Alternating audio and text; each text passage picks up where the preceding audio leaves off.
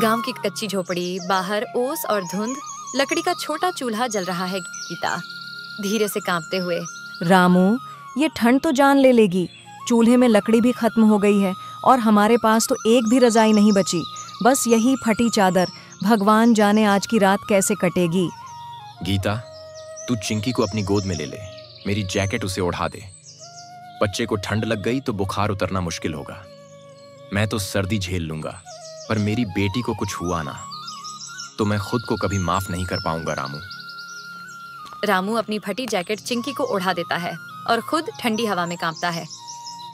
सड़क किनारे रामू, धूप नहीं निकली, लोग कम हैं।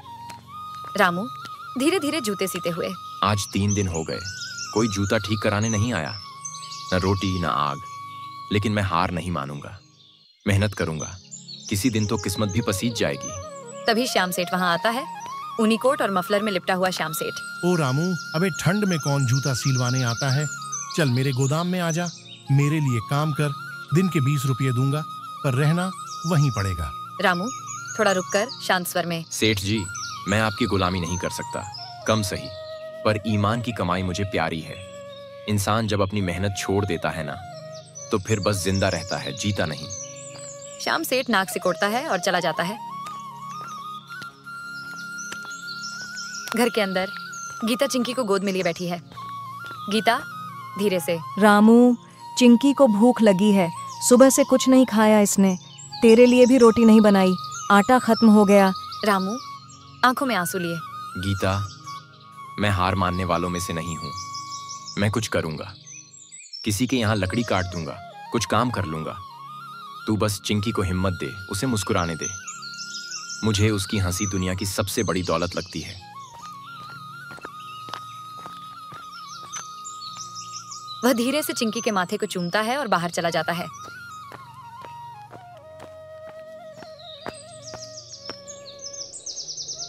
जंगल के किनारे रामू लकड़ी काट रहा है, तेज हवा चल रही है। रामू अपने आप से बोलते हुए, कितनी ठंडी हवा है आज, पर अगर मैं रुक गया तो मेरी बेटी भूखी सो जाएगी। भगवान मुझे ताकत दे, मैं बस ऊस अकेली जी रहा हूं।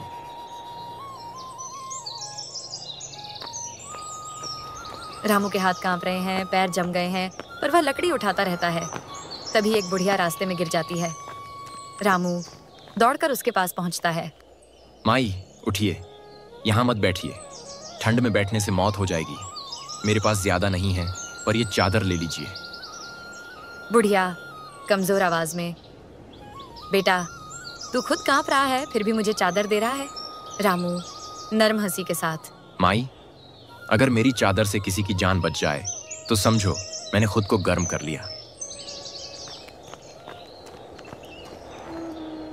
रामू धीरे से दरवाजा खोलता है, थकी हुई आंखों से अपनी बेटी को देखता है।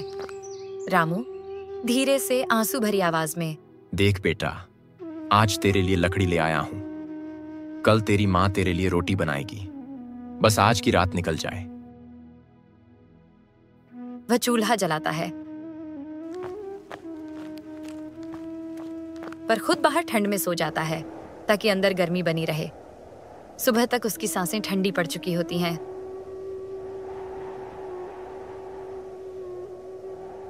गांव का चौक, पंडित जी, श्याम सेठ और गांव वाले इकट्ठे हैं। गीता रोते हुए, मेरे रामू ने ठंड से जान दे दी, पर किसी का दिल नहीं तोड़ा।